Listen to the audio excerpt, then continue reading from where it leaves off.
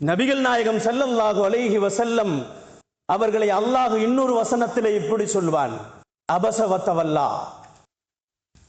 நபியே, நீங்கள் முகம் கடுகடுத்தவர்களாக இருக்க வேண்டாம் என்று சொல்லுவான் அல்லாஹ்.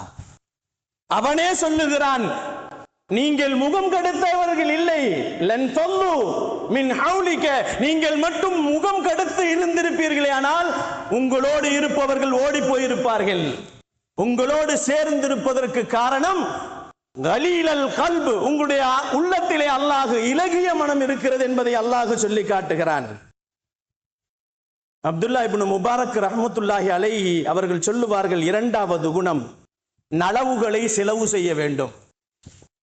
காசு பணங்கள் செலவு செய்யறது நல்ல குணம் இல்லை. காசு பணங்களை கொடுப்பது நல்ல குணம் அல்ல. நல்ல விஷயங்களை சொல்ல வேண்டும்.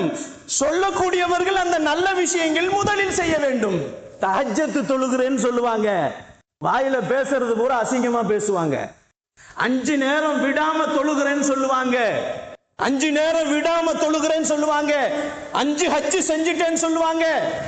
கண்ணியமானவர்களே, அல்லாஹ்வின் நல்லடியார்களே, நோன்பு வைக்கிறேன் என்று சொல்வார்கள், ஜகாத்து கொடுக்கிறேன் என்று சொல்வார்கள், எல்லா கடமைகளையும் சரியாக நான் நிறைவேற்றிக் கொண்டிருக்கிறேன் என்று சொல்லுவார்கள். ஆனால் பெருமானார் ஸல்லல்லாஹு அலைஹி வஸல்லம் சொல்லுகிறார்கள், நலவுகளை செலவு செய்யுங்கள், நல்ல பழக்கங்களை உங்கள் குழந்தைகளிடத்தில் எடுத்து சொல்லுங்கள், நீங்களே நல்லவர்களாக வாழுங்கள், அவர்களுக்கு காட்டுங்கள் என்று சொன்னார்கள் பெருமான் ஸல்லல்லாஹு அலைஹி வஸல்லம்.